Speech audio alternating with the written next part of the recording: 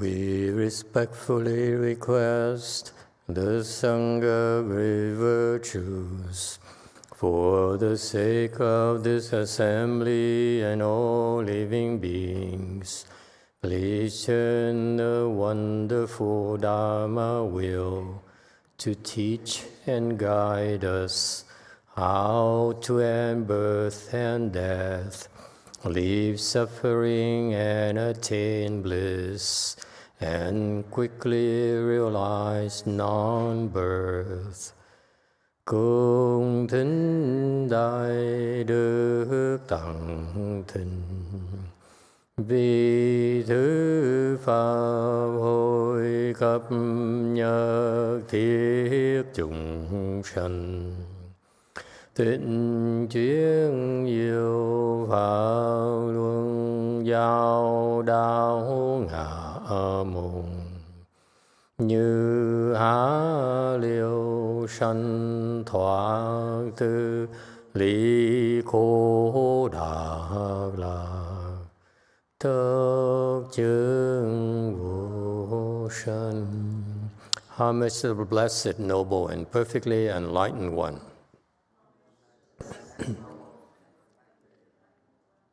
Nam mô Sadanto Suche Doye Ela Hudi San Miao San Puto Siet.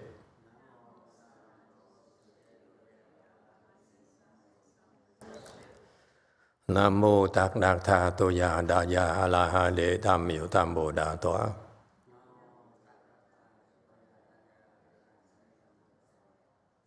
The unsurpassed, profound, subtle, and wonderful Dharma in 100,000 million aeons is difficult to encounter. Now that I am able to see and hear, I will receive and maintain it. I vow to fathom the thus come one's true and actual principles. Wu sheng sheng sheng wei miao fa bai jian wan jie nan zao yu. Wo jin jian wen de shou qu. Yuan jie ru lai zhe shi yi. O Buddhas and Bodhisattvas, Great Master Ching Liang, Great Master YongHua, all good monks and nuns, and all good advisors of Emitofuo. Chư Phật Bồ Tát, kính thưa Thanh Lương Đại Sư, Hòa Thượng Tiên Hóa, quý thầy cô và quý vị thiện tri thức cả nhà đạo Phật. Chư Phật Bồ Tát, Ching Liang Đại Sư, Sư Phụ, Sang Rần,各位出家人，各位上智士Emitofuo. Hello everyone, today is the 7th of August 2022. We are gathered here to continue discussing the first chapter of the Avatamsaka Sutra. It's about rulers of the world, the who's and who in this universe. If you go anywhere in this universe, you're under the jurisdiction of one of these rulers. Okay, so the big shots, and I don't think they get elected at all, so you have nothing to worry about. Come back, you know,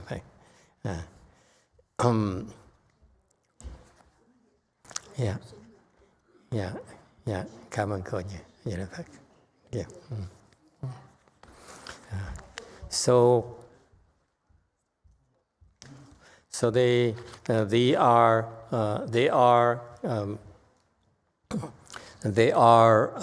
there because they cultivate it, and there's a particular Dharma door they cultivate. And I be honest with you, what as I watch these, how they describe here, for example, in 599 slide, it says these beings.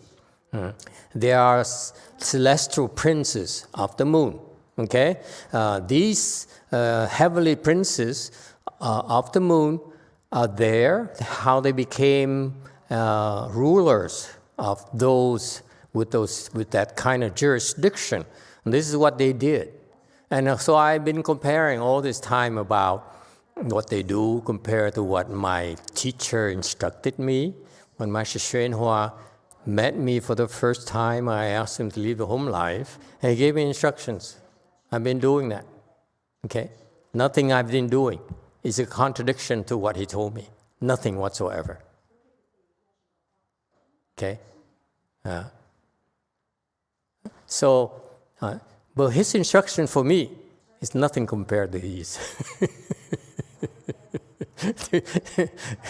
It's so pitiful. What I do is like so minuscule compared to what they do. What did they do? They diligently illuminated the treasures in the minds of sentient beings. So they recognize the treasure in our minds. And so they illuminate them so that we can exploit them. We can mine them, if you will. We can utilize them. How is that? For helping living beings becoming enlightened, becoming who they can be, the best they can be. Huh? Okay, and they diligently illuminate the treasure in the minds of living beings. Okay, so we're on slide 600. So there's a verse here. So they're very diligent. Okay, first of all, very diligent. I'm not diligent. I'm lazy. I'm very honest with you about it. I just in my culture, I'm supposed to be retired already. Okay. Here in the U.S., in this 21st century, we talk about early retirements. I heard of people retiring at the age of 30s, in 30s, 40s, and so forth. Okay, for us Vietnamese, 60 years old, that's it. No mas. Okay, we retire to greener pastures. Okay, while there still is in California. So they're very diligent. Okay, you know what is talking about diligence? Master YongHua is the personification of diligence. I've never seen any monk as diligent as he is. Incredible. His entire life is diligence. Never a single moment of break, of rest. Okay? Yeah.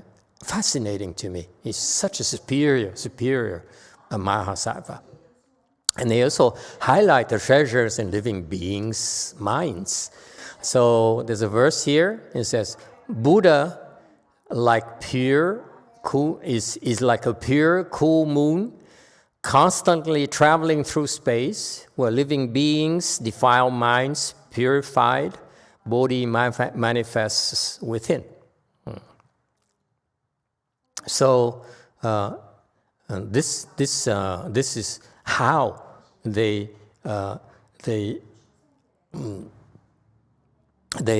illuminate the treasures in the minds of living beings. Okay, it's not about simply illumination. When you shine a light upon our minds, what they do, okay, is like this verse here. The Buddha, that they're doing the Buddha's work too. Buddhas, when it comes to our world, they're like a pure, cool moon, okay? Constantly traveling through space, okay? Constantly traveling, okay, wherever is needed, wherever it's supposed to be. And when living beings, defiled minds, are purified, Bodhi manifests within. So it means that, in the verse, it means that the analogy is that the moon, this is a very famous China analogy. Especially you read Zen literature or primarily Zen literature. For some reason, when they translated the Zen teachers into English, because I could not read it in the original Japanese, so I don't know, okay, to be honest with you. But the English translation of those teachings, they keep on pointing to the moon and so forth, finger pointed to the moon, that kind of thing. And I feel that the Japanese overdid it. The Chinese Chan would say a good knowing advisor is like a finger pointing to the moon. Don't mistake the finger for the moon. But for some reason, the Japanese they overkill it. They keep on saying, wisdom is like a moon. No, it's not what the anecdote is about. But anyway, so the concept about the moon is that it is your wisdom. Okay, you have the wisdom that's inherent in all of you. We all have this Buddha's wisdom in all of us. Okay, what happened is that because we've been revolving this wheel reincarnation, we lost track of it, of our treasure. Okay, it's a real treasure right there. That wisdom of ours. It's the biggest treasure there is in the universe. It's not, what's the latest movie on? Jewel of the Nile? No, that's a long, long time ago. Never mind. Okay. Yeah, such uncultured people. Okay, so the moon, so the wisdom is the same as the moon. The moon is analogous to our wisdom. So Chan teaching is like a finger pointing to the moon. Okay, that's all there is about it in Chan meditation. Okay, the Chan techniques, Chan teachers are simply the fingers pointing to the moon, meaning that what we do, whether it's in person, whether it's by our instructions, are like a finger pointing to the moon, your moon, the moon that you possess. You've been doing nothing but pay attention to the moon that you have, the wisdom that you have. So Chan training, or Buddhism in general, is basically a bunch of means, a bunch of expedients to somehow let you rediscover what you already have.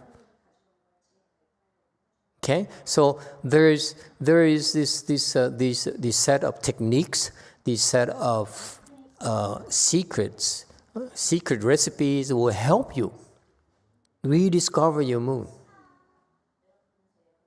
And Chan is one of the best Dharma doors in Buddhism to help you attain that goal.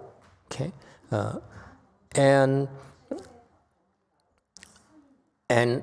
and how do you do that? What is that finger pointing at the moon? The Japanese never explain it. They keep on saying, it's like the finger point at the moon. I say, and I keep on reading it time and time again from one Japanese Zen master to the next, and say, and tell me more about that finger. Huh? Tell me more about pointing. Don't keep on telling me about pointing and telling me about the fingers. Okay? Give me some more details. Why not? Because they don't know how to point. They don't know what the fingers really means. Okay? Those pointing to the moon, the fingers pointing to the moon, okay, is to purify the defiled minds of living beings. That's what the fingers pointing to the moon really means.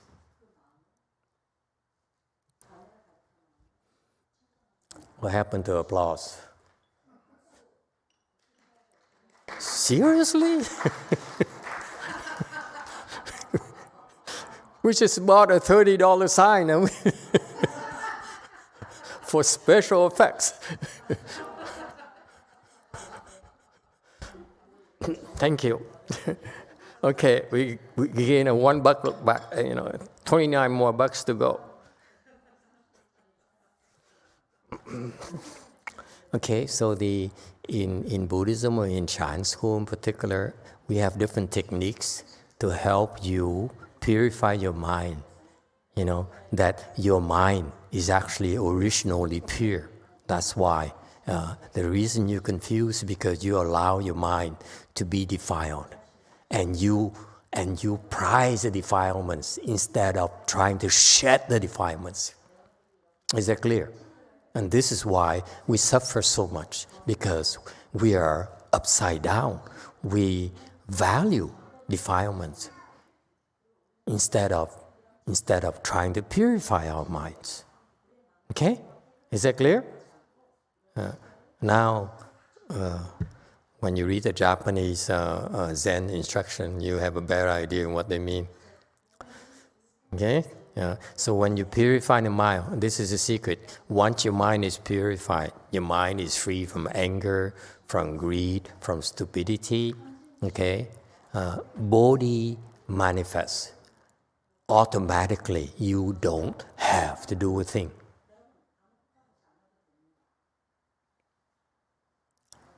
Okay, so let's make a deal.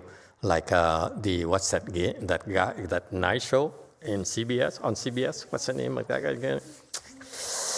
Colbert Nation. Huh? Nation. Okay?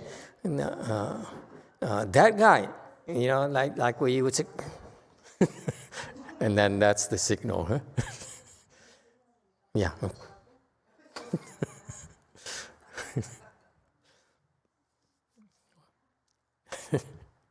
All right. Is it clear? So all you have to is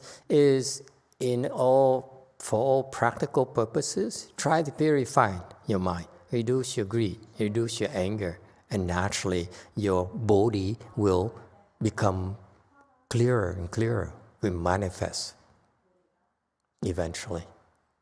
Okay? Yeah. All right. 601, the next group of Dharma protectors of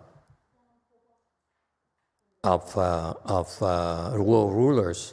The second group of heavenly beings, the beings that dwell in the heavens, are the celestial princes of the sun. Of course, they're right. If it is the moon, there must be the sun princes.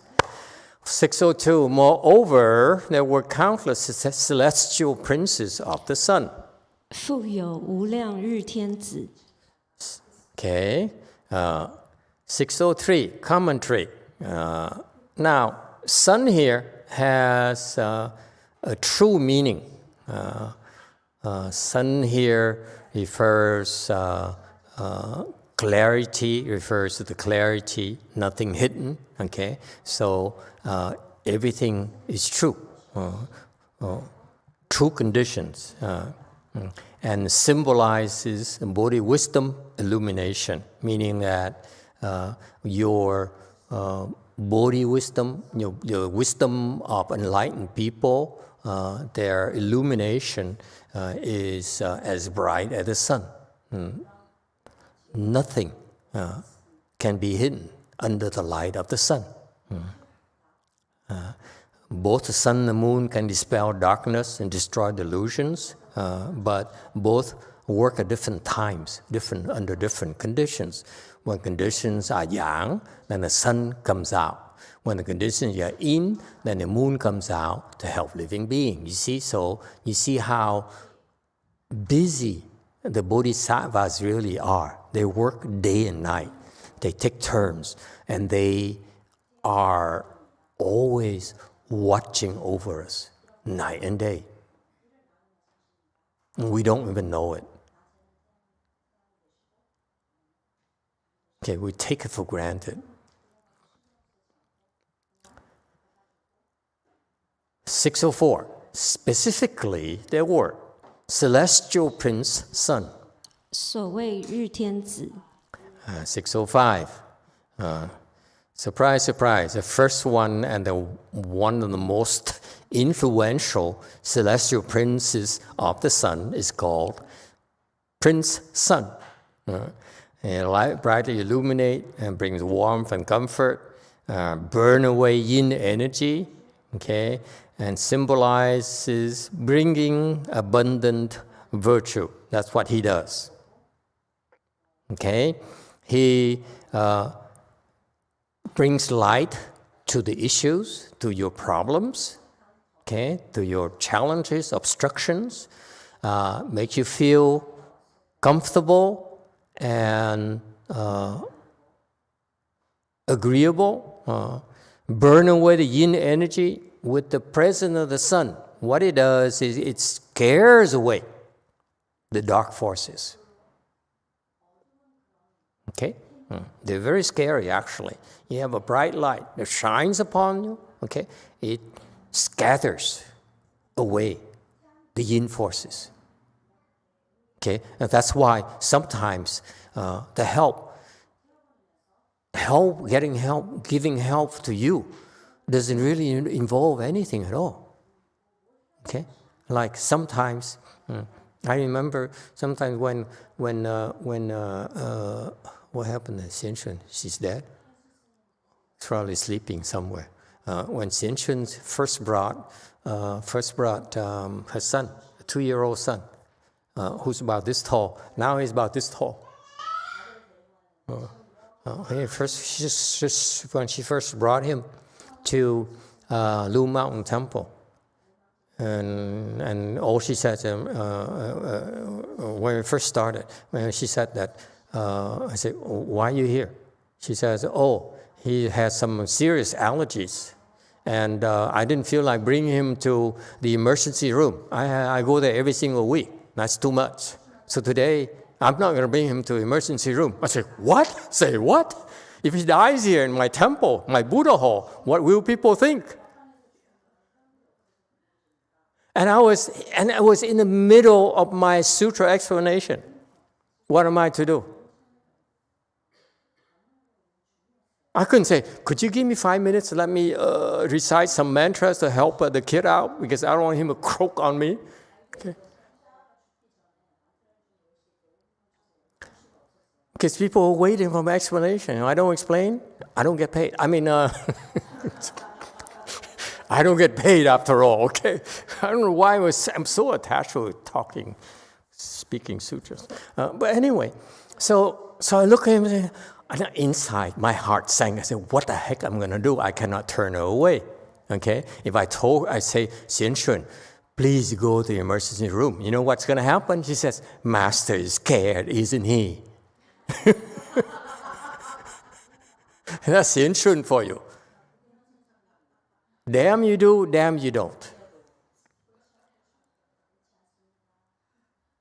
No time. Nothing you can do. So what did I do? I looked at the boy who's miserable. He looked like he's about to die or something. Okay? You know, like look, I'm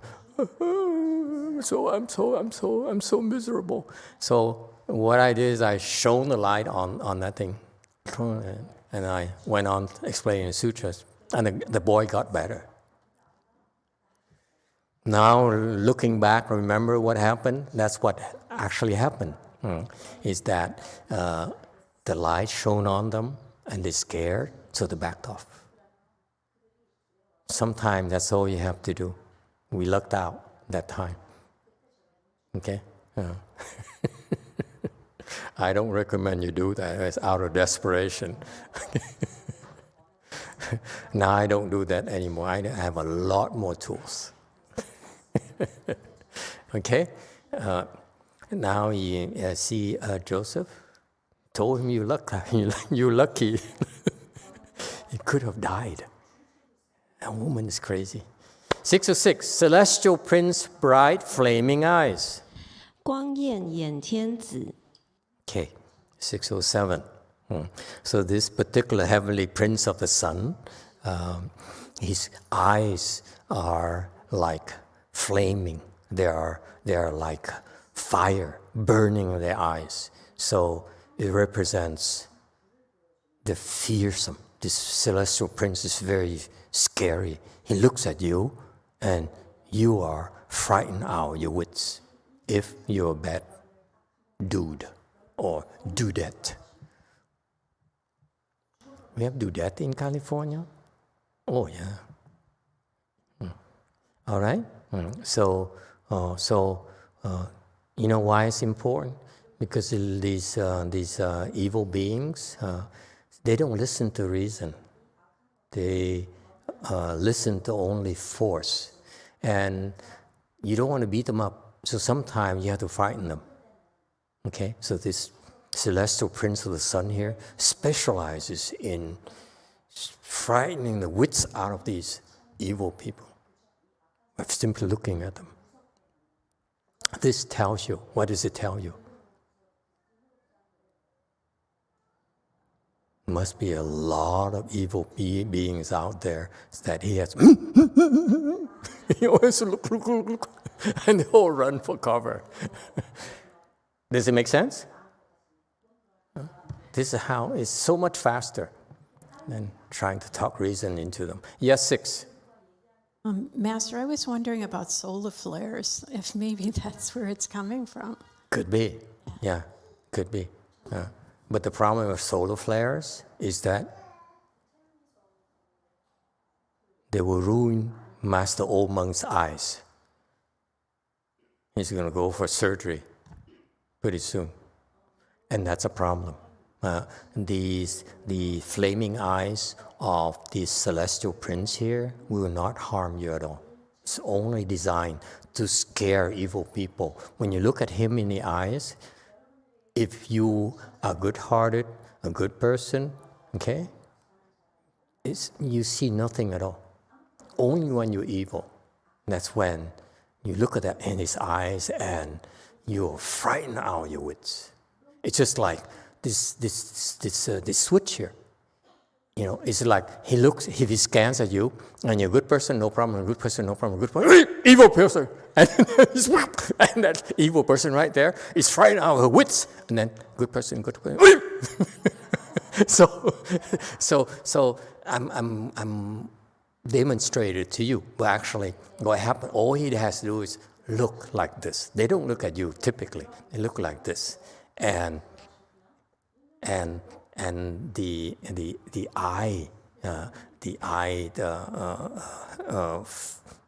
flame of his eyes will be perceived. He doesn't have to direct them. But if he directs them, you are in big trouble. Does it make sense? Next, 608. Celestial Prince Sumeru Light, awe-inspiring banner. 须弥光可谓净床天子。609.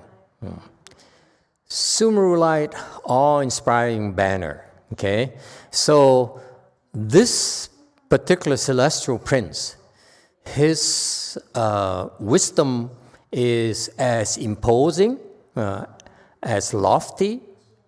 His wisdom light is as imposing and lofty like Mount Sumeru. Mount Sumeru is the tallest mountain, the most imposing mountains in each world. No mountains higher. So Mount Sumeru, when you hear Mount Sumeru refers to something lofty, something wonderful, something very virtuous. Okay, and that's unparalleled in our world. An awe-inspiring banner. Again, for some reason here, the celestial princes of the sun feel compelled to somehow inspire fear or awe in living beings. Okay, that tells us that during the day, what do? Mischiefs. That's what keeps him busy. Okay? 610. Celestial Prince, immaculate jewel adornment. 离垢宝庄严天子。 Okay. 611. The celestial prince is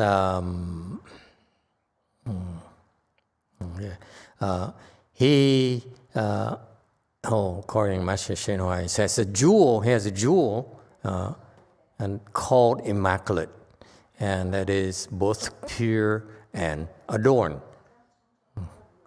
So this jewel he has here, he cultivated that and came to its possession and used it for his work that came from his practice of purity, 离垢, meaning that whatever is impure, whatever is improper, whatever is deviant, he would have none of it.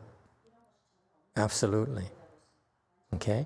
And that's how he arrived at this particular jewel, and is very adorned as a celestial prince. Okay? Very, very adorned. Very impressive. 612, celestial prince, non-retreating courage. 勇猛不退转天子。 Okay. 613, next ruler during the daytime for us. It's very useful, helpful to us. What does he do? Okay? He's very courageous, first of all. So, with him around, when he's around, he wants to help us, is to help us become more brave. In order to do what? Okay? In order not to retreat from our body resolve, from our cultivation, from our goals in a smaller sense. Okay? Buddhism, when you think about it, is very practical. When I went to business school, first thing we learned, business school is a set a goal. What is your goal? What do you do? What is your business about? What are you trying to invest in this? What is your goal? Okay? So Buddhism, same thing. You think Buddhism is like impractical? No. Buddhism is also set goals. What is our goal? Bodhi. The biggest goal possible is Bodhi. We all go towards that Bodhi. And what happened is that because it's such a long-term undertaking, you will not attain, get to that goal in one lifetime. More like gazillions of lifetimes, like most Buddhists. Okay? Even for you to become a fourth stage Arhat is extremely, takes a long, long time. Okay? Let alone when you become enlightened, meaning you get the first ground Bodhisattva, that's even much longer. Okay? And then from first ground Bodhisattva, we learn more about this, these stages of enlightenment later in a Flower Adornment Sutra. This is definitely something you need to learn about. Why not? Why? Because Master YongHua didn't put enough emphasis on that. So anyway, so when you get to the sage grounds, first ground Bodhisattva, second ground Bodhisattva, and so forth and so forth and so forth. Okay, one level to the next would take incredibly a long amount of time. Okay, so what happened is because it takes so long, and we have to do it lifetime after lifetime. That's why we tend to 退转. We tend to retreat. 退 is to retreat. 转 is change direction. So we retreat and abandon and quit. The Chinese is very, very precise. They're not worried about that you retreating, regressing, because this is sometimes it's necessary for you to back off a little to build more momentum, right? It's nothing wrong with that. It's perfectly okay to lose a little bit, to lose a little bit of ground in order to build up momentum, build up speed, and take off. But 转 is not okay. 对 is okay, but 转 is not okay. Okay? So the Chinese is a very precise language. The way that the teachings, the Chinese Buddhist teaching is very precise. It says, you retreat, you go in the wrong direction, and you change direction altogether. Yes, question?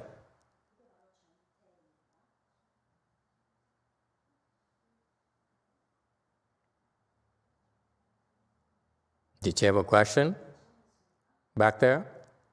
Or are you speaking to... Did you raise your hand? Ahong. No, Master, I'm talking, describe so that I have more feeling to express your words to the Vietnamese audience. Oh. Even on camera, what are you doing moving your arm? 마시고.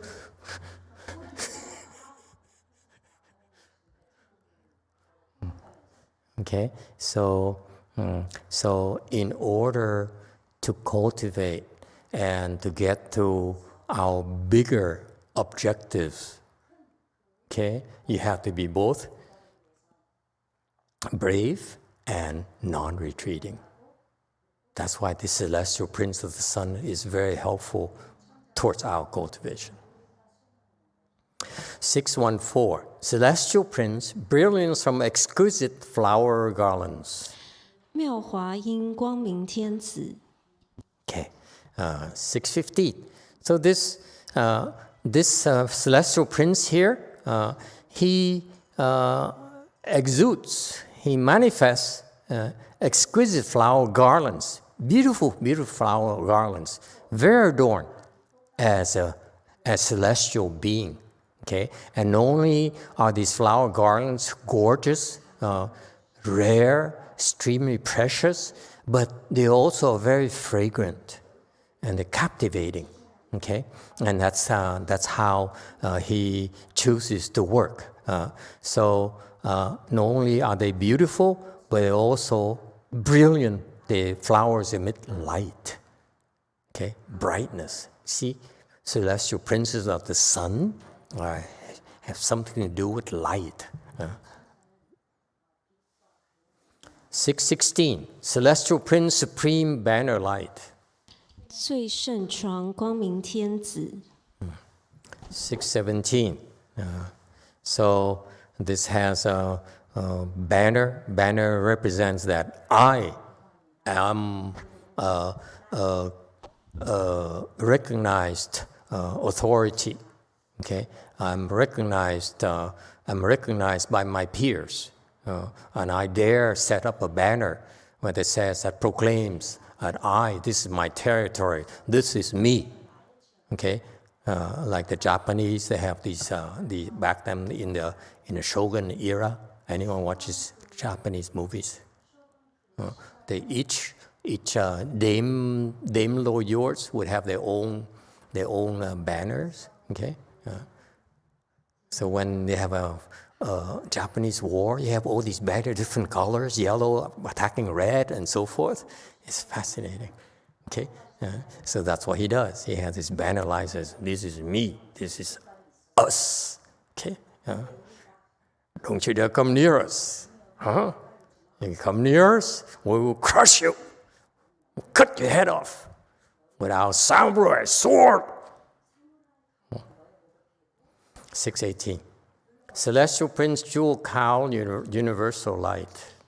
宝济普光明天子。 Okay, 619. This jewel prince here has a cow, this bump on top of his head, and that's only reserved for enlightened people.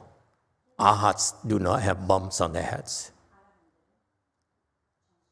Okay, so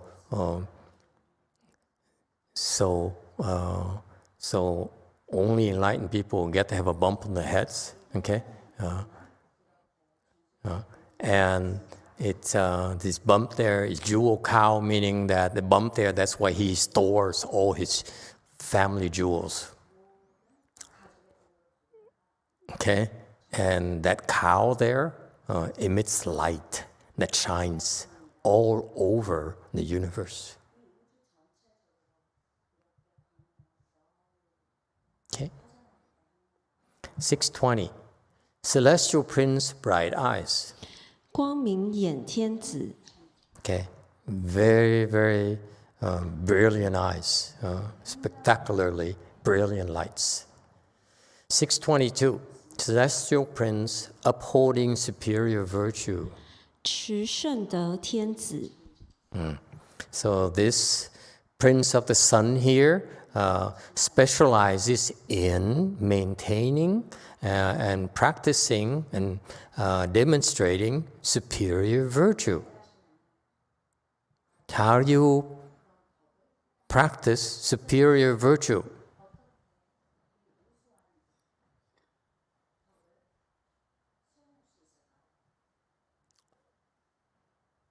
Go ahead. Don't look at me like that.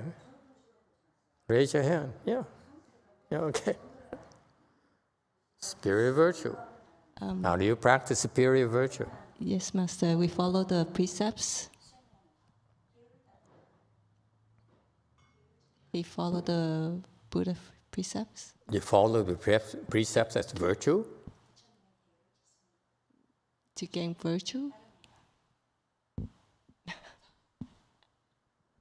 Sajo, booze. Slap her. You stayed up too late last night. Me too. I'm so tired today. Last night, I looked over here, and it's like 12 o'clock at night, lights still on, and her car is still in the parking lot. And her mom is probably wondering, where is my daughter? Is she on a date or something? With the Buddha, yeah. Saturday night, date with the Buddha. I'm so bored. Okay, so how do you practice superior virtue? Anyone else, please?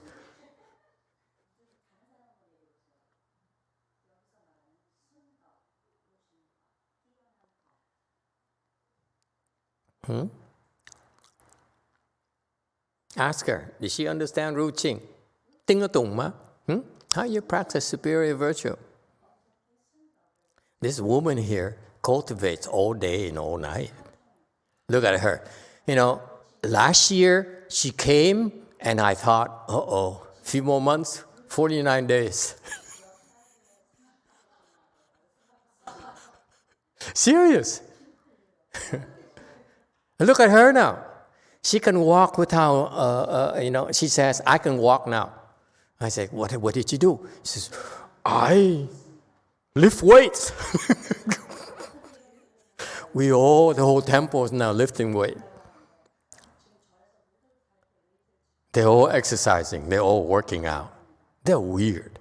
And then this morning, right after the Dharma talk in the morning, one of my nuns texted me and says, I'm dead tired.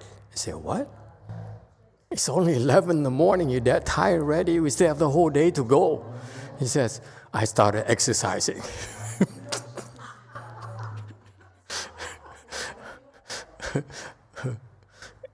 And he says, it's like she was like, I bought an assault bike. So, the assault bike, you pedaling and you had to pull the handle at the same time. So it's a full body workout. It's very demanding, okay? And I think she did maybe 1 or 2 minutes, and she said, I'm dead tired. I'm so sore. I'm like waiting to die. And I said, that's normal. He said, is that right? And he says, something is wrong with me. I remember vaguely, I didn't tell her this, but I remember vaguely when you're first exercising, working out, it hurts like hell. And you're supposed to be sore and dead tired and everything. My nuns are weird. Yeah. They all have a lot of problems. One yells at people and threatens to kill them. And the other works out for 1 minute and then she dies. Anyway, so she worked out. And she says, Ru Qing there in the green thing, he says, now I can walk without a walker. But I'll use a walker anyway, just in case. Huh? Yeah, cool. Look at her. It looks like she can live another few weeks.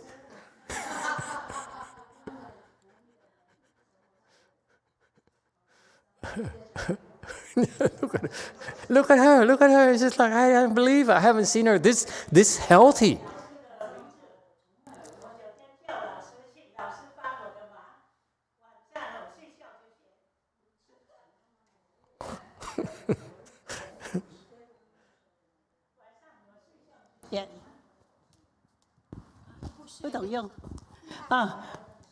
晚上睡觉之前，我整天念我的老师，我的请求老师帮我的忙，每一个晚上都有。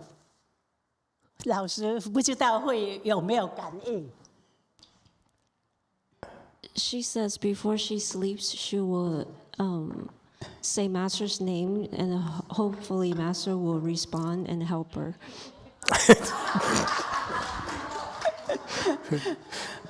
我跟随 Wait, hang on.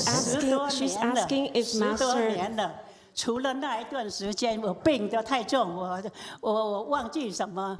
那我恢复过来的时候，我整天念老师的名字，可能老师晚上也有感应的。No wonder I'm been so tired and sick. And she says she recites Master's name every night. And hoping Master would help her. I didn't even know. Sorry, I didn't even know that you been reciting my name. Stop it! Stop being stupid. Can I make a suggestion? Can I make a suggestion? Huh? 我真的，他久久来一次，我很想念我们庙里，想念老师，我整天念老师的名字。Oh, I'm so touched. Yeah, she says she really misses the temple and misses Master and everyone else. She actually cultivates all day. She gets up in the morning, there's morning ceremony, and the whole day is reciting sutras, reciting the Buddha's name, you name it. She's very, very diligent. And for a while, like a year and a half ago, I thought that we would lose her. Because Xianshun, Xianshun is like the niece, okay? She raised Xianshun, by the way. So Xianshun like the niece, and Xianshun came to me and said, "Oh, you're dying, what can I do?" And so, listen, Ru Jing, listen, stop reciting my name, it doesn't work. It's such a total waste of time. Recite Master YongHua's name, you'll get much better response.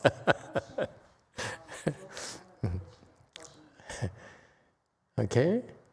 Very good. Glad to have you. Look at her. Radiance. Huh? Nice. Okay. Celestial Prince, Universal Radiance.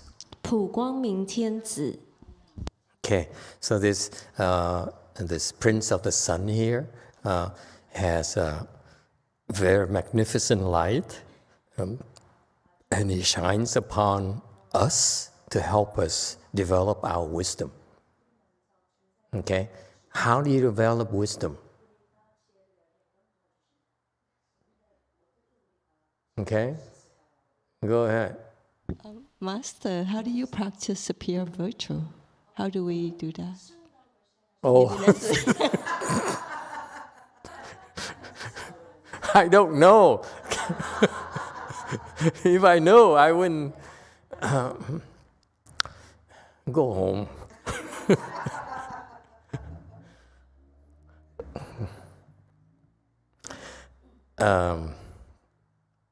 Okay, two questions, right?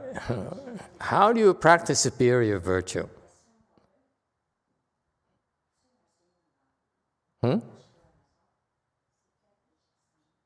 Anyone else?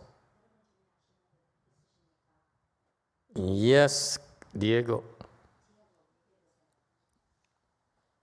Thank you, Master.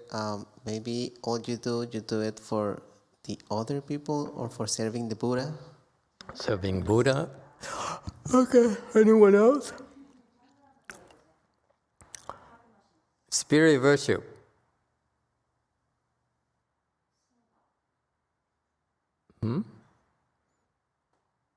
Okay, yeah. Old monk, how do you practice superior virtue? They're going to ask you.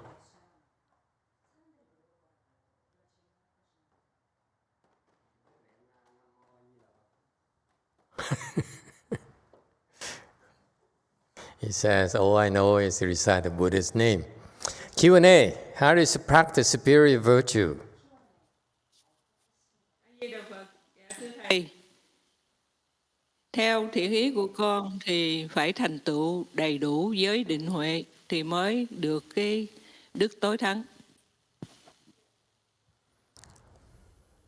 Master, from my humble opinion, I think that you have to accomplish all precept, samadhi, and wisdom. That's how you fulfill the superior virtue. Then why don't you become a Buddha and then fulfill superior virtue as well? How do you practice superior virtue? Anyone? No clues? Master Z, how do you practice superior virtue?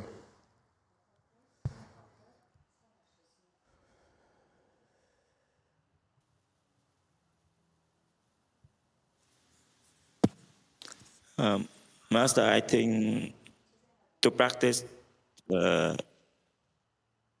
be humble. Why don't they call it practice being humble? At the same time, we to create a lot of blessings and be humble at the same time. Okay. How do you practice virtue?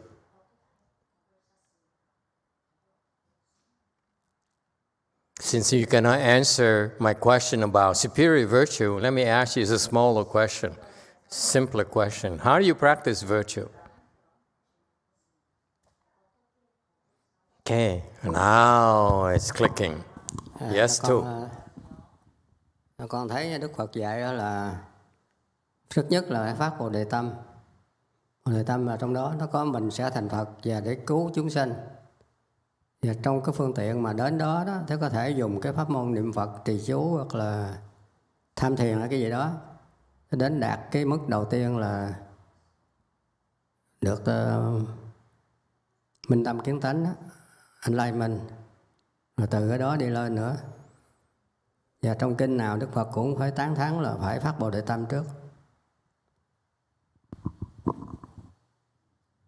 Master, from my perspective, the Buddha taught us at first you have to bring forth the Bodhi resolve that to save living being, and then you practice expedience of reciting sutra, mantra, or meditation, then you become enlightened.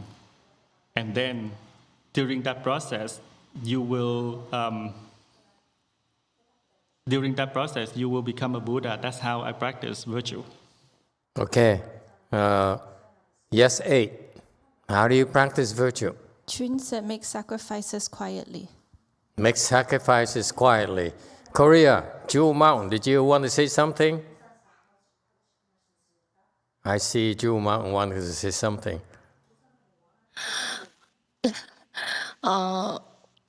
덕을 쌓는 제가 생각하는 방법은 손해를 감수하고 내가 했던 것을 드러내지 않는 것이라고 들었던 기억이 납니다.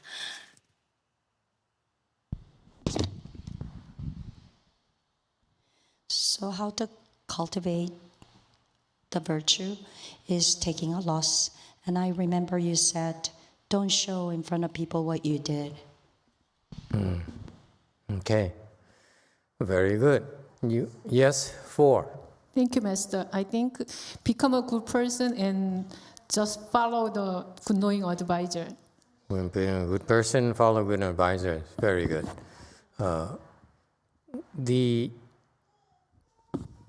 The Chinese Buddhist teaching is very clear. The definition of virtue in Buddhism is to take losses. To be willing to take losses. To intentionally take losses. Okay? Sometimes they say they help, when you read Master Hsuan explanation, it says a virtuous person anonymously helps others. and doesn't talk about it. So that's also along the same line. When you help someone, in order to help someone, you have to take losses. You cannot help someone and make gains at the same time. Okay? If you help someone and you realize gains, then you're actually helping yourself. Agree? So let's be clear about this, agree on this. You help someone, true help is when you have to take losses in helping. Don't expect to help and gain. Don't expect help to be recognized. Don't expect help and get a medal of honor, a medal of freedom or whatever Mr. Trump wants. Okay? You're supposed to help and no one knows. And you have to take losses in helping others. Okay? So, in summary, a virtuous practice is a practice where you take losses after losses after losses. Yes? Don't ever consider, I do this, I should gain this, I should gain that. You always keep on helping and helping. You never worry about the costs involved. You lose your shirt, basically. What's interesting to me is when I first read about years ago, when I first started trying to understand Buddhism, and all I had was just a lot of sutras and a lot of translations. I couldn't ask anyone about it. Okay, no one deemed me smart enough to bother teaching. So I remember many stories of the Buddhas and his disciples, his bodhisattvas, prior lifetimes, lives of the Buddhas, prior lives of the bodhisattvas. Okay, they're repeatedly cases after cases of these great beings being very rich, being among the elite, the 1%, the 0.01%, and they would spend the entire fortune giving it away.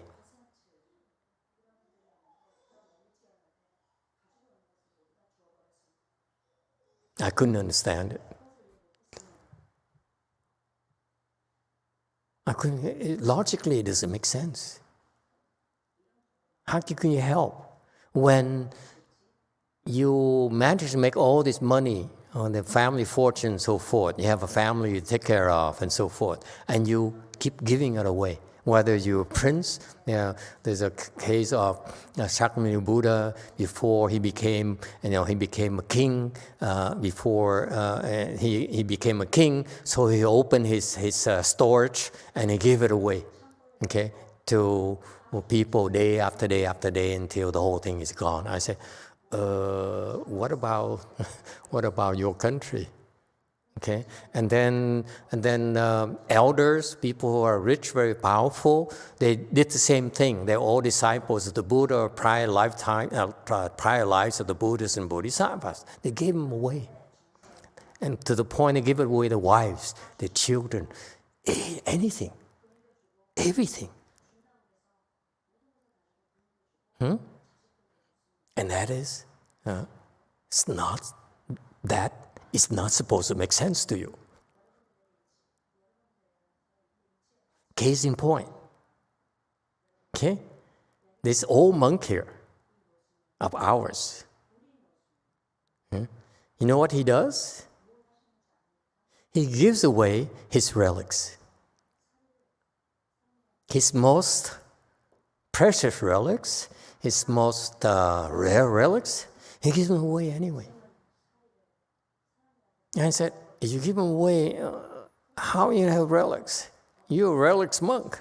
And guess what? And he gives them away, more relics came, more relics were offered to him. Does it make sense now? So when you are in a position like these beings, like prior lives of the Buddhas and Bodhisattva, they open the storage and they give away the storage one after, to this person every single day. Okay? People would line up and then receive their donations until the money run out, until everything runs out. Okay, and the prime example is this monk here. He gives away his relics. He loves his relics. He gives them away anyway, and more come. He gave away his first 10,000 relics to the temple, and now he has more than 10,000 relics. Am I correct? More valuable, more rare, more precious than your original 10,000 relics. Huh? Master old monk, is that correct? Back then, like several years ago, relics are very rare. I mean, it's like in this country, it's extremely rare. And he has like 10,000 of them. And he gave them away. Yes? Con chỉ muốn là người ta có để người ta có cái phước. Tại vì trong kinh nói ai mà thấy xá lợi hoặc là có xá lợi kế bên đó, cũng như là sống chung với Phật thì để người ta có phước. Thì cái tâm hạnh đó con cứ làm thôi. Thì như mới đây chuyến đi Việt Nam nè, thì những người bạn con và những người mà có xá lợi nhiều nhất ở Việt Nam đó, người ta có một ngôi thôi. Một ngôi là không có ngôi thứ hai ở nước Việt Nam. Thì trong chuyến viếng thăm cái nhà đó thì người ta muốn cho con chọn một ngôi trong một cái dĩa xá lợi người ta. Tự động con bóc cái ngôi đó, con không biết con bóc nữa. Con về tới Mỹ này con để đâu trong cái số đem về cũng không biết luôn á, nhưng mà bên đó người ta biết. Con nhận được cái ngôi tốt nhất ở của cái nhà đó, và nước Việt Nam chỉ có một thôi. Bây giờ nếu mà có thì phải chư thiên cho cái ngôi thứ hai, chứ cô Trúc cũng không có nữa. Thì người ta nói cái ngôi đó là để cho con tu đó, giúp cho con tu. Mà khi con bóc con không có biết.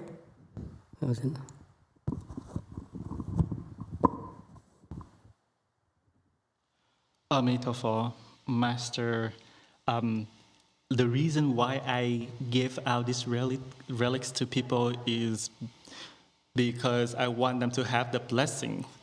It is said in the sutra that whoever have the relics of the Buddha is like the person living with the Buddha himself. So therefore, somehow when I go back to Vietnam, there is one type of relics that they gave it to me, and in Vietnam they don't have the second piece of that relics. So this particular lay person put this type of relics in a bowl and told me to pick one, and I picked the best of the best, to the point that in the whole country there's nothing second to it, except when the God gave it to you. So when I came back to America, I lost it, and I have to find that, and I asked people in Vietnam, and they say that one is the best of Vietnam that could offer, and it is for you, for your own cultivation.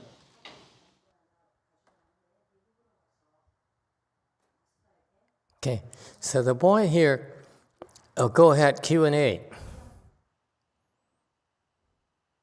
Phật, dạ bạch thầy, con nợ bạn con một cái câu hỏi mà lâu lắm rồi con không có thể trả lời. Hôm nay là cái dịp tốt để con xin trình cái câu hỏi đó lên cho thầy. Là bạn con hỏi rằng nếu mà bố thí tất cả những cái tài sản của cải vật chất á, thì là đúng rồi. Nhưng mà nếu mình bố thí, mình cho vợ con của mình, cho người khác, thì là mình tạo phiền não, đau khổ cho vợ con, như vậy mình không có từ bi.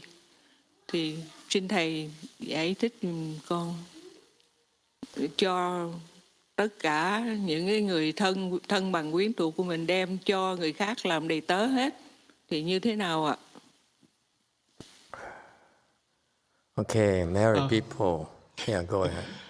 Master, so I have this question from my friend for a long time, but I could not answer this question. Today is a good time and a good opportunity to ask this question. Therefore, I would like to bring this out to you, to your attention.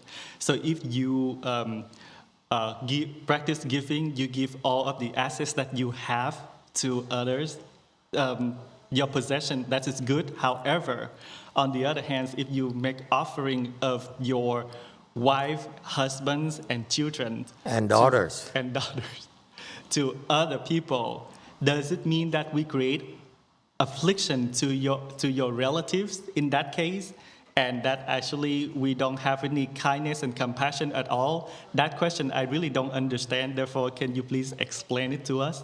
You miss out on your translation.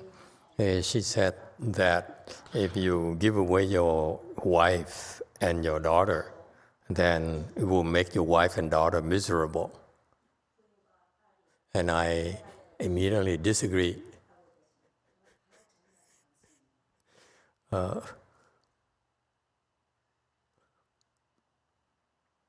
In most cases, they'll be happier.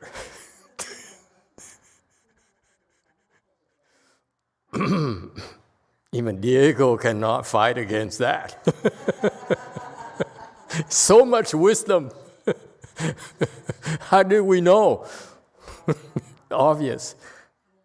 Look at her face. Bosco doesn't find it funny. Okay, so why would you do away? Why would that be a virtuous practice? Because it's relevant for the question. Shakyamuni Buddha, he was a crown prince, and he was being trained to take over as king of the country. Okay, who is put in charge of the armed forces. Okay, and the reason that particular country was feared was because they have this elephant, this white elephant army, where one elephant can defeat the whole army. That's the national treasure for the country. So the crown prince was put in charge of that army and was in charge of the elephant. Okay? And they have an arch enemy, a neighboring country, who knew about this crown prince being willing to give away anything you ask. So the country of the neighboring, the king of the neighboring country came over and said, would you mind giving me your elephant? The prince says, oh, no problem, here, it's in the back, go get it. And so gave away the elephant. And so the father king heard of it and kicked him out of the kingdom for some reason. So before they left, okay, the father king says, you don't deserve anything from me. Okay, but I have a lot of, furniture. The prince says, plus I have a wife, 2 princes. So the father king, okay, in that case, I give you a chariot, but no horse. So he gave him a cart. So the prince loaded up, the clothes and some sofas and beds and so forth.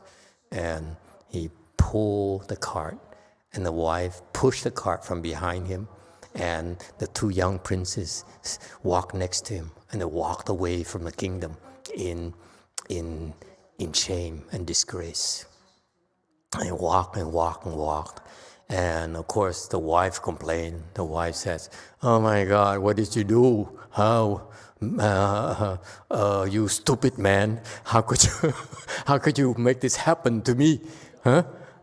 And so, and the 2 boys said, oh my God, I never had to walk this far on no shoes. And so the boys and the 2 young princes were very, very unhappy. Yeah. So along the way, people came and said, oh, you have a nice all-clad pots and pans. Can I have some? So he said, okay, sure, go take some. And then, can I have your sofa? Yeah, go take your sofa. What about necklaces on your wife's neck? Okay, yeah, go. So basically gave them away. And one eventually is only the wife and the children left. And so next one came and said, can I have your young princess, sis? And the wife said, don't you dare! Over my dead body. So the prince said, oh, don't worry, honey. Go get me some water. So she went and got the water, and he gave away his 2 princes.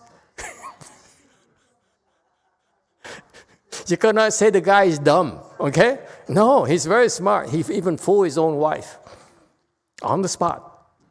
And she came back and she cursed him, how could you? You gotta be a madman. And they say, okay, no, honey, but I love you, you're all I have left. Next, a little bit further, someone came, can I have your wife? Oh, sure, take her. And that's Shakyamuni Buddha in a prior life. Now you tell me, that Vietnamese woman, friend of YongHua, if you were the prince's wife and children, would you be miserable or happy? I rest my case.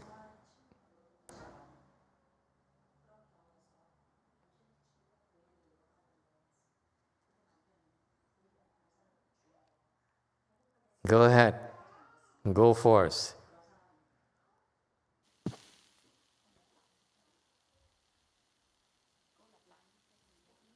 A Di Đà Phật. Lúc đó nếu con đã là Bồ Tát rồi thì con sẽ đồng ý với Đức Phật. Còn nếu con là phàm phu thì con sẽ chống đối quyết liệt. Emitofuo Master, if at that moment, if I was Bodhisattva, I would agree with the Buddha. But if I was a common people, I would disagree with the Buddha. I would fight back. You agree with that? Do you agree with that? Pure Land person? Future Pure Land person, I'm sorry. You're not there yet.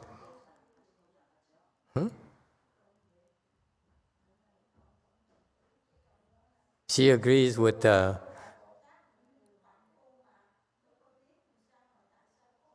she agrees, yeah. Don't worry. She agrees. Yeah, she says, no, I'm not Bodhisattva, I agree with her. Okay. Anyone else? Anyone disagrees? Colombia. Huh? You always side with me. Anyone? You agree? Spy number 2. I'll side with you, Master. Oh, I like you. Take everything mean I said to you in the past. Everything. Yes, 9. Thank you, Master. It occurs to me that there's another possibility that isn't being mentioned for superior virtue. Which is? Giving away the husband.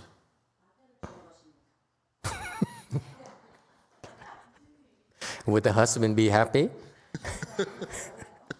Would you be happy? I just feel like, in today's day and age, we should be equal about the possible superior virtues that are available to partners. And answer the question. Yeah.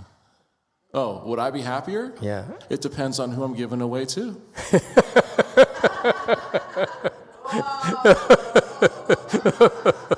Oh boy.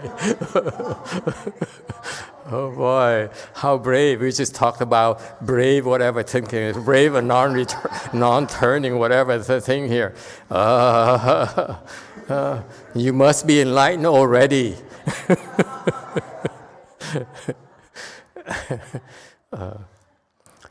It turns out the Shakyamuni Buddha back then was not enlightened yet. He still gave it away. Because if it's enlightened and he gives it away, then it's not really cultivation at all. If it's that easy for him, it's not a big deal. It would not have made it to be a story of a prior life of a Buddha. It's supposed to be difficult to do. If you're enlightened, yeah, you can give it away. You know, it's not a big deal to you.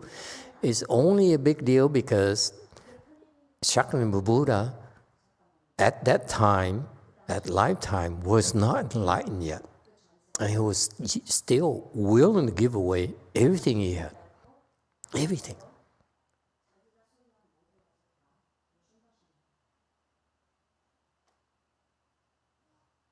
What's the point?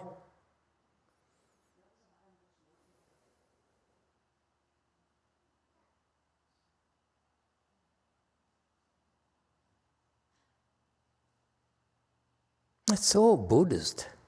You don't understand this. You're not Buddhist at all. Yes. Spy number 2. Are you Buddhist? That depends on what Master YongHua said. Master, in a related topics. Related topic? No, let's stay with this. Are you Buddhist? I asked Master YongHua because Master YongHua could say I defer anytime. to you. Yes, my friend said. Okay. So you say it was a big deal because he wasn't enlightened. So I have a dilemma in my real life also. That so one day. Who do you want to give away? No one. I don't own anything. Oh wait, no, that's not true. I do own something. Which is? Can we know? My phone. I thought it's like a human being. You would like to take Daniel away? I would love to give it to you. As an offering for Ulaanbaatar. And you should talk to my monks and nuns. They never like slavery. Okay, The Master. slavery conditions. Yeah. Seriously. My question? Yeah.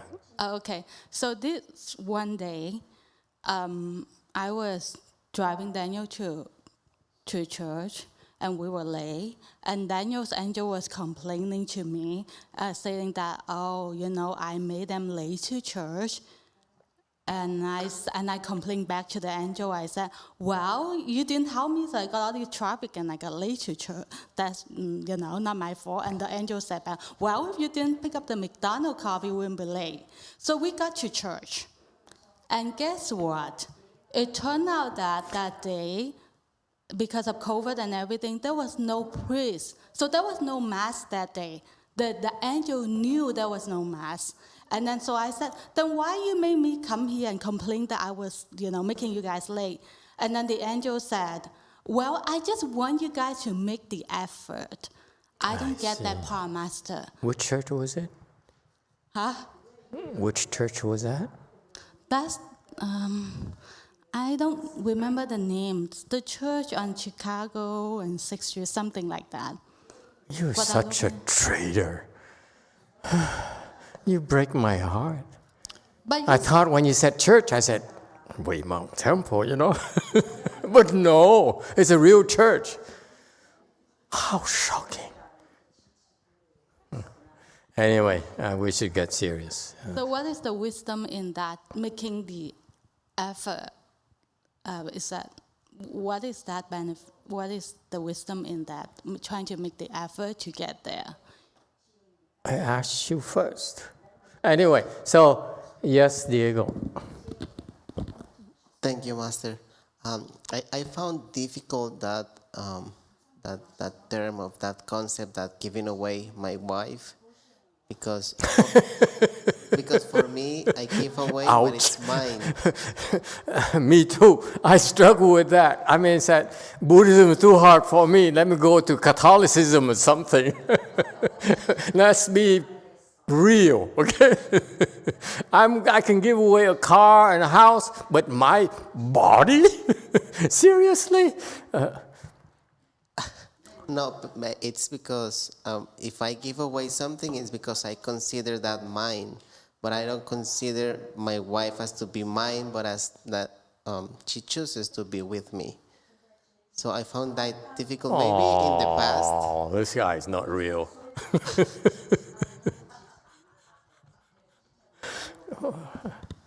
No man talks like that.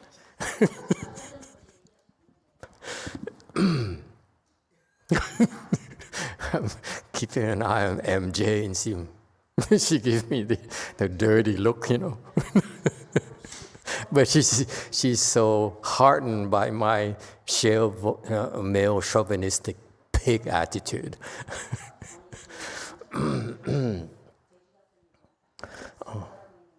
So what's the problem? You can't give away your wife then? Is it your excuse? maybe if I give her away, if I try, she's gonna fight with me. She's gonna fight with everyone because it's not what I want. It's what she wants at the end. Jumi, would you give away your husband?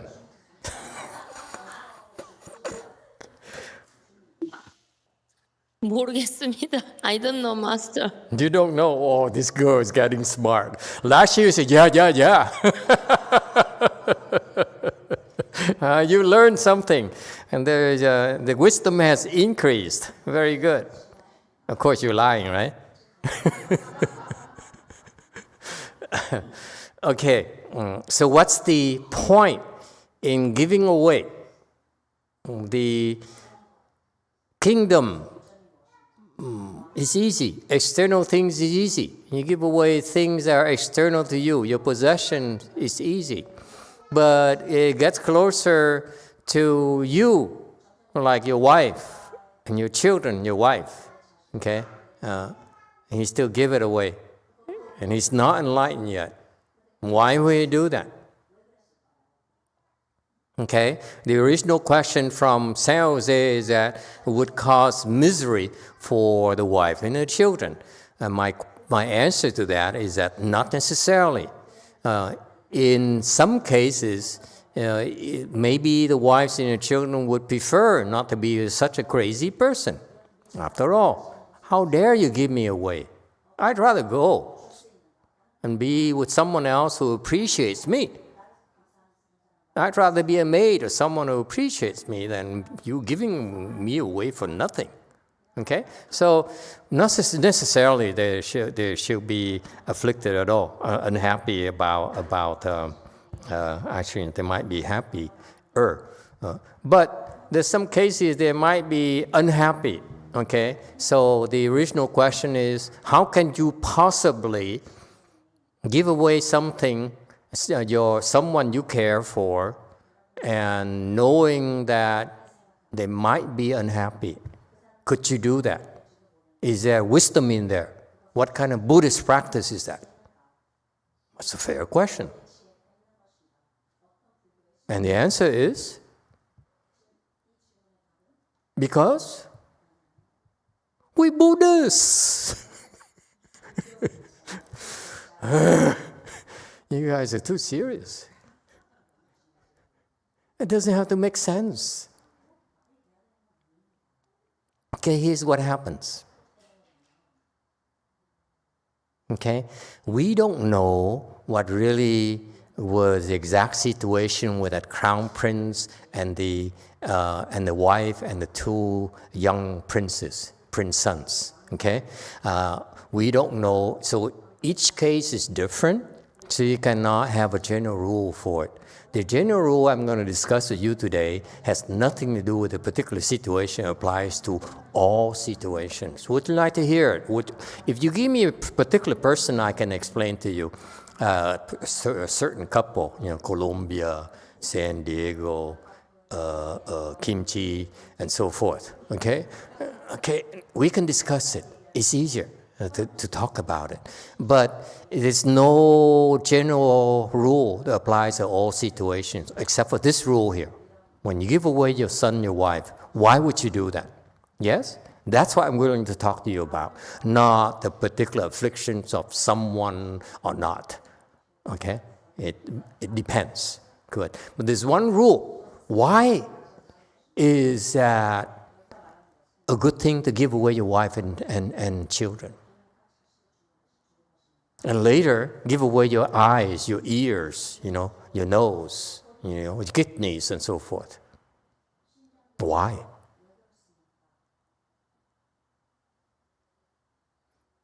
Unenlightened person. Number 5. Có thể là tuy rằng hồi xưa Đức Phật chưa có thành Phật hay chỉnh, tại hy sinh với câu cả như vậy thì cũng vì đi tu thôi. Dạ tỷ mà mang theo vợ con đi tu sao tu được?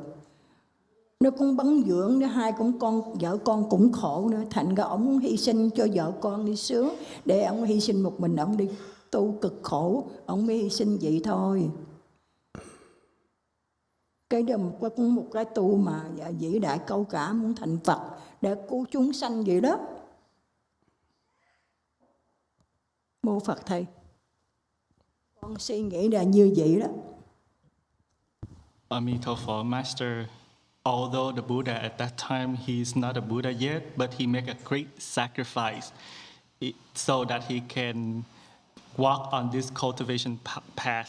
Suppose that he bring up his wife and children, carry along with him during his cultivation. That means that his wife and children will be suffering the same thing as he does. Therefore, thinking of that, he has to let go of his children and sons so that they can be happier. That's what I think, so that during his cultivation path, he will be able to cultivate and become a Buddha. Maybe so. But there's a principle behind this process. Why you're going to keep on giving away and giving away and giving away? The process is someone comes and asks you for something, okay? You give it away. Whether it's an elephant, whether it's some bread cart, or whether it's a sofa, whether it's your sons, whether it's your wife. Someone has to ask for it, okay? And you give it away. It has nothing to do necessarily to do with cultivation. This is the Dharma behind it. Whatever you have, someone come and say, "Oh, I like your watch. Can I have it?" I say, "Okay." Here you go. I like your hair. Okay, give me a minute. Okay, and you go. See that? Anything you have, and they ask for it, you give it away. That's the Dharma. Okay?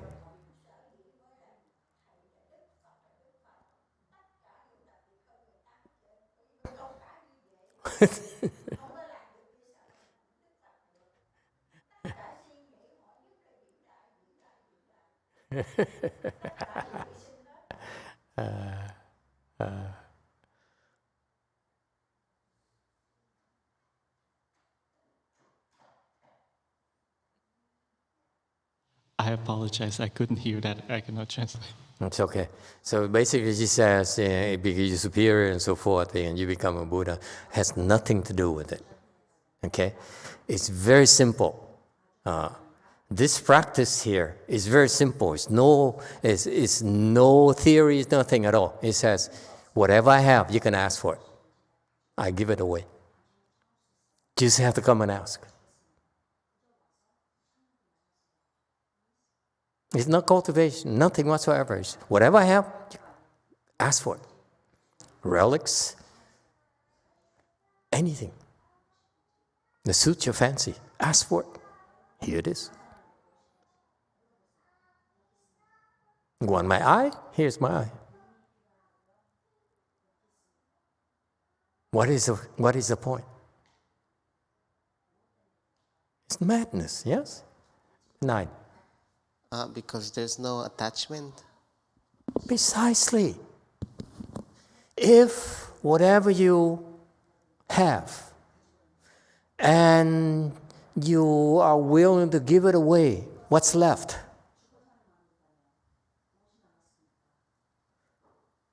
What's left is emptiness. And that's enlightenment.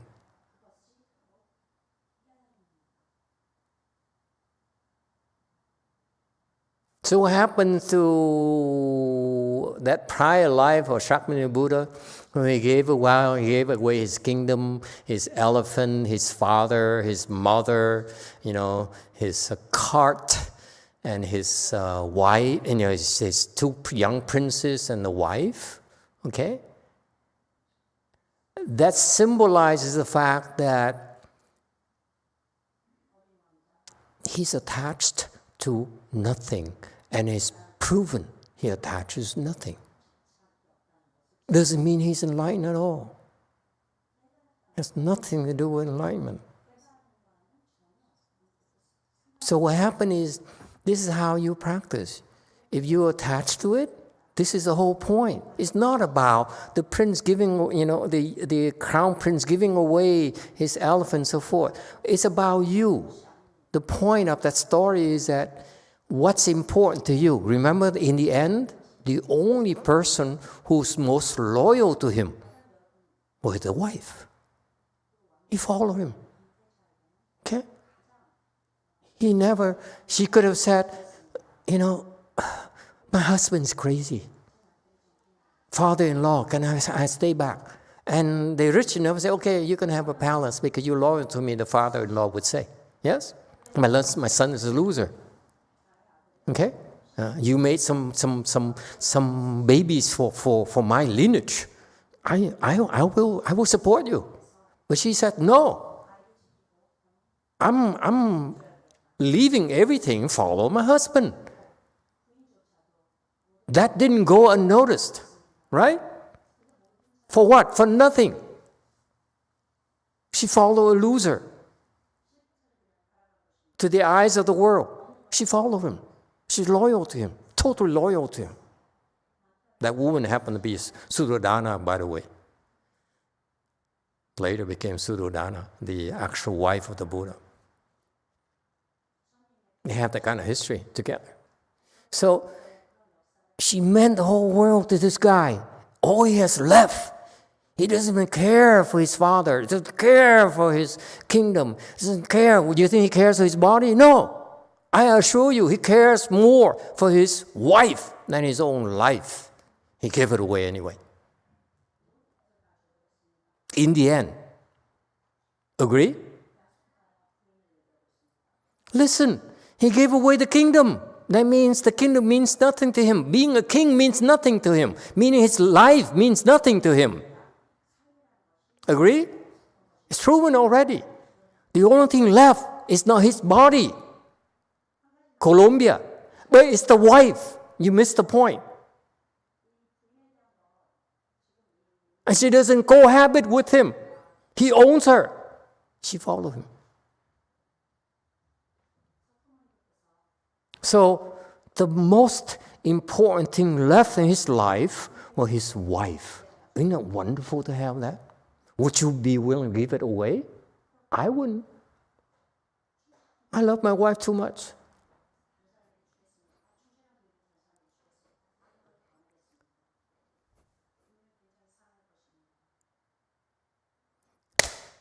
Hey!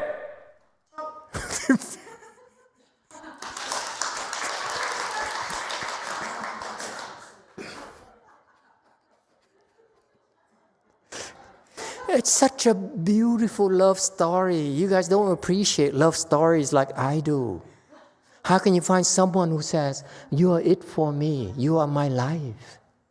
Daniel would never be able to do that, say that to anyone.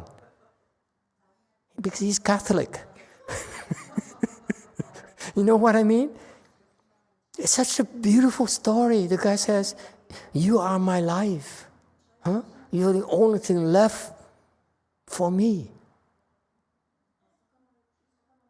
What a beautiful thing. If I were him, I'd say, okay, let's be happy together. I'm glad I gave up everything because now I know you are it for me. Because until that happens, remains to be seen. Agree?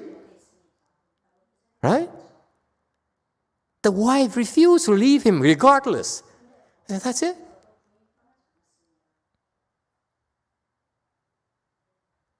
And in the end, he says, shouldn't I? And sure enough, give her away as well. What does he have left?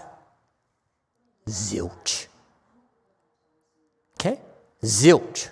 And the story ended. That's it. That's the whole point, is that you do that, that's extremely virtuous. Are you willing to make the ultimate sacrifice? That's called superior virtue. We're not talking about money, cryptocurrencies, countries, children, whatever, wives, whatever. What matters is, what is the most important thing to you? Are you willing to give it up? That is superior virtue. Am I making sense to you? We're not talking words here. We're not talking about theory here. It has happened. He has to give it away, his elephant, and his furniture and his cart. Okay? Until in the end, there's only one thing left. He says, take it. That is called superior virtue. Like Master YongHua, it's called virtuous, superior virtue, because he would work and work and work, and he's tired, he still works. Why? Because people are still calling him, Master, can you help heal me? I can't help my daughter, my aunt, my niece. And so, okay. And when he's so sick, he's about to die, they still call him and say, Master, can you help me? It's okay. That's why instead of resting, instead of recuperating, he continued to work until he died. That is called superior virtue. Is that clear? For him, the only thing that matters is his health, right? Not the temples, not the disciples, losers. Bloodsuckers, okay? Disciples, his Sangha, his disciples are bloodsuckers. Peers are attacking him and so forth. And nothing matters. The only thing that he has left is his health. Did he stop? No. That's what he demonstrated in terms of superior virtue. He had to do that to teach about superior virtue. It's not stupidity at all.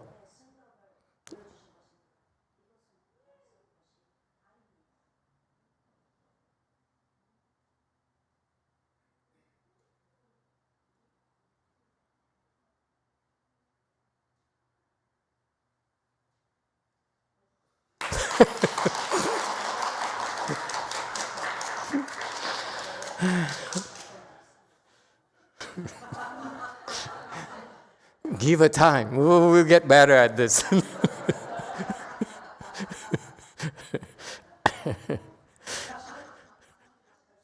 I like this better than this thing here. This is more genuine.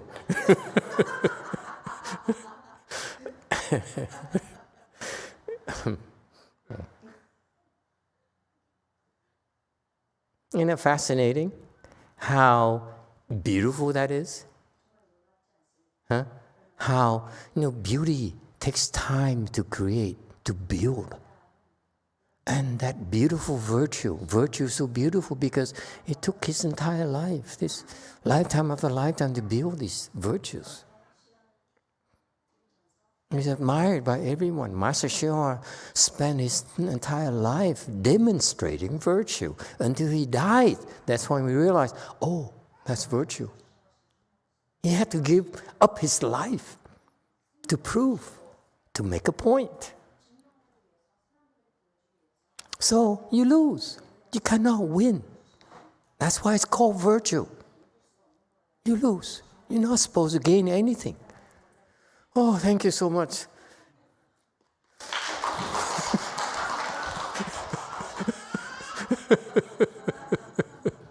That's definitely a clue.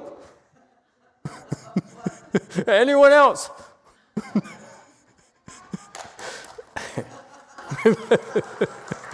That's for you, my man.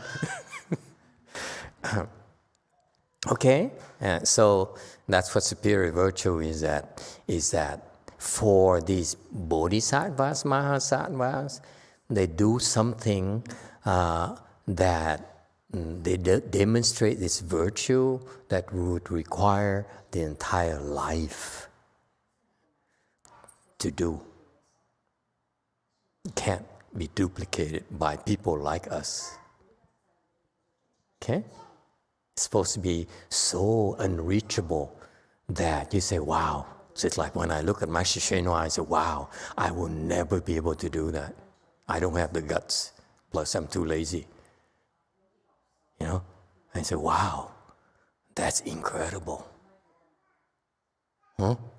Yes, sir. Oh, my friend from the other church. What church did she take you to? Remember? The trader took you to? St. Mary's Church. My question is, can you give an example of what does it mean to be, or what is a superior virtue? Superior virtue? I just gave the example, the Buddha giving away his wife.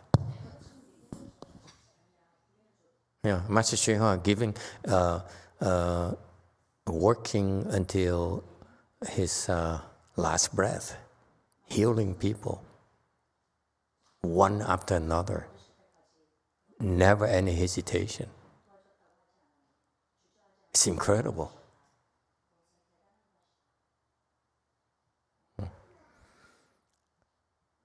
Universal radiance. Okay? Does it answer your question, YongHua, San Jose person? About the wife, giving away the wife and the prince?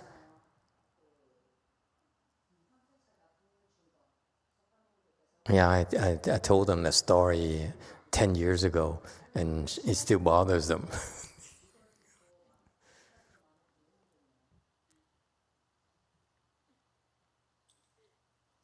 Is she happy, or we haven't answered her question yet? Did we, didn't we? Because she's been bothered by this for quite a while. Dạ thưa. Dạ không, con không có khó chịu gì hết. Nhưng mà con nghĩ rằng vợ con của Thái tử đó là những người bạn đồng hành với Thái tử trong nhiều kiếp. Thì cái sự hy sinh của họ đó là cũng giúp cho họ tăng thêm phước đức để mà sau này cũng thành tựu Phật quả. A Di Đà Phật. Emitofuo Master, I think that his wife and and his children, all together with him, lifetime after lifetime, these are friends that carries from lifetimes, and because of this sacrifice that they made with the prince, the crown prince, later on, it will help them become the Buddha as well. Okay. Let's talk about this particular case. This woman here, the prince's wife, would she be afflicted? Would you be afflicted if you were her?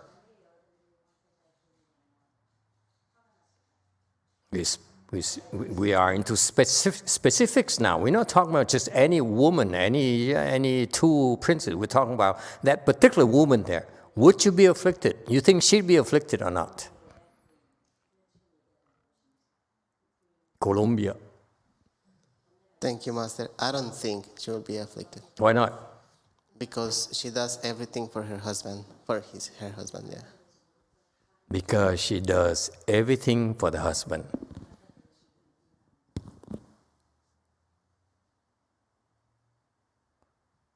Two.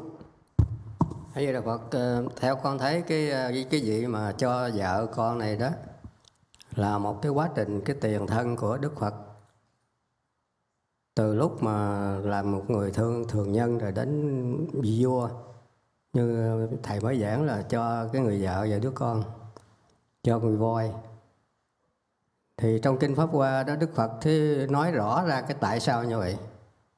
Cái ngày La Hầu đó, La Hầu La đó là cái mật hạnh là đời đời Phật nào ra đời là tôi sẽ làm thấy là con của vị Phật đó. Cho nên cái đứa nhỏ này mình được cho đó cũng một trong quá trình mà đi theo người cha mà tu, nó nguyện của họ. Và thứ hai là khi Đức Phật cho Ngài Xá La Phất về dẫn Ngài La Hầu La đi đó, thì bà La Hầu La không chịu, không thả dịch. Emitofuo Master, from my perspective, giving of a wife and children, it is a whole entire process during the lifetime of the Buddha, when prior life of the Buddha, before he become a Buddha, from the point that he is a regular person to the point that he become a king, then giving out the wife and children like that. It is also part of that is belong to the explanation of the Dharma Flower Sutra. He explained this that way, is that Rahula has a secret conduct, is that he's making a vow that lifetime after lifetime he will be the son of the Buddha. And this is his type of his practice. And this lifetime, during Shariputra trying to convince Yasodhara to give away her son. Thì cái bà Yasodhara này khi mà dẫn Thái tử đi, bà không chịu. Thì Chư Thiên mới nhắc lại tiền kiếp của bà đó, bà có cái nguyện như vậy đó, là Thái tử làm cái gì bà phải công nhận. Tại tiền kiếp Thái tử là một người rất là giàu, thanh niên rất giàu, đi tới một vị Phật đang ra đời ở thời bấy giờ đó, trước khi Đức Phật Thích Ca lâu lắm. Thì người thanh niên này mới mua 7 bông sen để cúng dường Đức Phật đó. Thì cô gái này mới hỏi ông mua cái bông này ông làm cái gì? Nói tôi mua bông này tôi nguyện tôi cúng cho Đức Phật này nè, để tôi nguyện phước báo 9 mùi tôi sẽ làm vua. Dịch đêm rồi. Emitofuo Master, so then the God explain, also remind Yashodhara of her vow in the past because she doesn't want to give up her children her child to the Buddha. Then they reminded her of the story and the vow that she made in the past, is that back in the day there was an adult, a man. He bought 7 lotus flowers from these ladies. She wanted to make offering to the Buddha so that he could become a Buddha. Then she asked the man. Sau người đàn ông nói là tôi nguyện tôi phước báo cúng 7 cái bông này đó, sau này 9 mùi tôi sẽ được làm vua. Thì cô gái này mới nói thôi được vậy tôi bán ông 6 bông thôi. 1 bông ông gửi cho tôi gửi. Tôi cúng Đức Phật đó luôn. Giờ tôi nguyện khi mà ông thành vua thì tôi làm có hoàng hậu. And then he want to make a wish, is that with these blessings derived from making offering flower to the Buddha, later on I will become the king. And so then she said, I only sell you 6 flowers, but I want you to carry the 1 flower left and tell the Buddha, with this blessing I will become the queen of that king. Thì cái người thanh niên này mới nói không có được.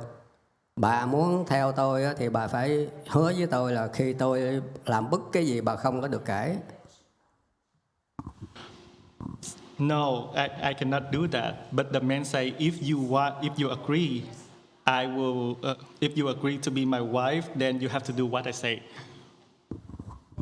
Thì sau khi mà Chư Thiên nhắc lại cái tiền kiếp, cái nguyện của bà, thì bà mới vui vẻ là bà cho Thái tử đi theo Ngài Xá Lợi Phất, đi theo Đức Phật đi tu. Thành ra con nghĩ cái quá trình mà cái người đàn ông này cho con cho vợ đó là trong cái quá trình người đàn ông này tu thành Phật. Thì cái người con gái này cũng là cái tiền thân của cô, họ có bắn bông cho nên không có đau khổ đâu. So I think that the God reminded the Princess Yasodhara of the past vow and relate to her the story. Therefore, she became happy and she gave up her son to Shariputra to bring back to the Buddha. So I think that this process has been done for multiple of lifetimes. So therefore, I don't think that there should be an affliction about it. Okay, very good. Time is running out. Let me summarize for you, because we don't want to continue this. We've been horsing around for too long. Okay, just for the newcomers here, it's this game. We're talking about the story of the Buddha, where he, in a prior life, he was a crown prince. He gave away his kingdom. He gave away his possessions, everything. Gave away his children.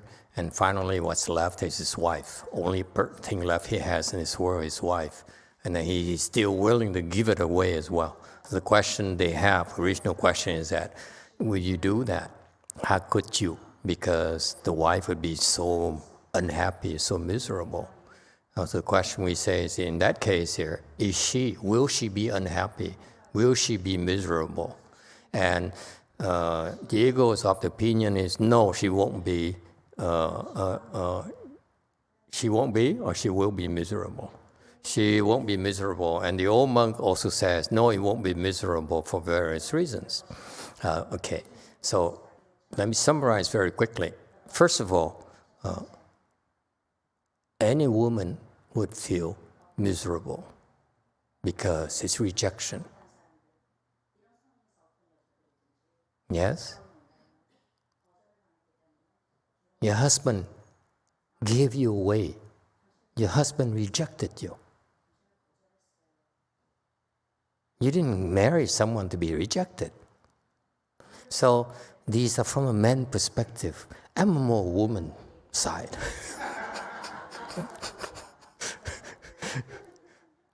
I've always been on your side.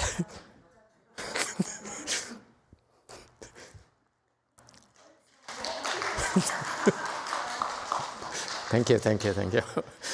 Okay, so you agree with me.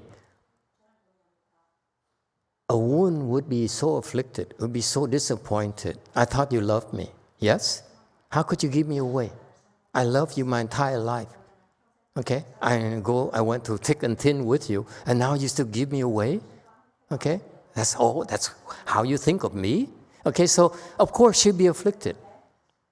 So, but this is a Buddha's wife. Okay?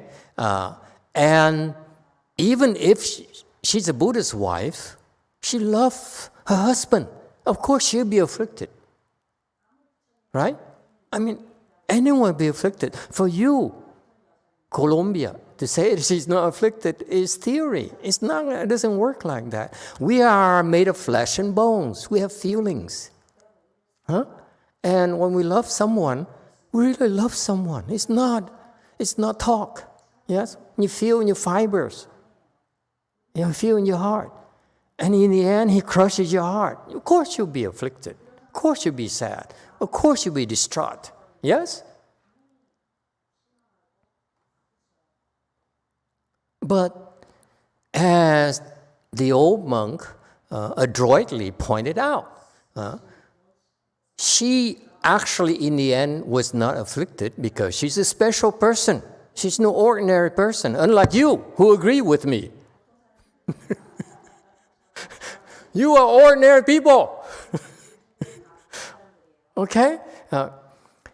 As Master Xian Chi correctly pointed out, the relationship between the Buddha and his wife has been going on for a long, long time. Lifetime after lifetime after lifetime. They meet with each other, they fall in love, they get married, and so forth. And at some point in time, the Buddha said, if you want to marry me, I have some conditions, okay? I love you dearly, but in the future, you must agree for me to give you away. And you will not object to it, because if you did, I would not marry you. You had to agree to that, and she did. So that's why, in this case here, when he gave her away, of course she was upset. Of course she was hurt, terribly hurt. She loved him dearly. But because of the prior vow, okay, and she says, okay, I know I'm hurt. I'm supposed to be hurt. However, intellectually, okay, I agree to this. Intellectually, okay, I love my husband enough to agree, to allow him to give me away. And that's how I express my love to him. So, yes, she'll be afflicted. In answer to San Jose's question, of course she'll be afflicted. You love someone, someone betrays you and throws you away and gives you away, of course you'll be afflicted. Okay? But, in this case here, this lady here is superior. She says, yes, I'm hurt by this. My husband no longer loves me. That's a fact. He gives me away. I've been following him all this time. I do all kinds of hardships for him, out of love for him. I ask for nothing back in return but his love. In the end, he was willing to throw away his love for me as well. Of course you're hurt. But she can recover because of the promise she made to him. And that's the nature of a relationship. Yes, we are hurt, but also intellectually we say, well, I can live with that. Does it help? Does it make sense? Okay, time is up. Thank you, everyone.